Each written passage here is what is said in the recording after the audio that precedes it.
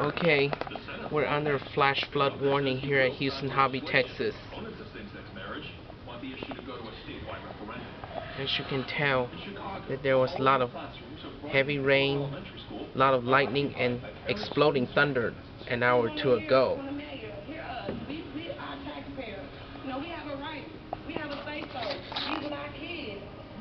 Wow, look at all those thick cloud cover.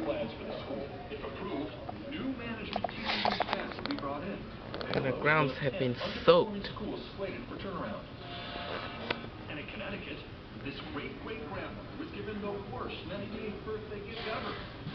We're going to be on Southwest Airlines flight number 2003, non-stop service to Atlanta, Georgia.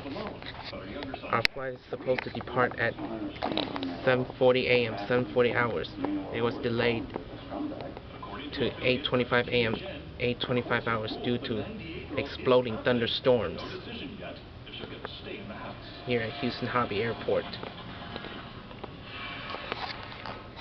Back at home turf, Newt Gingrich returns here to the state of Georgia, trying to set things Thanks up for watching. for Tuesday triumph.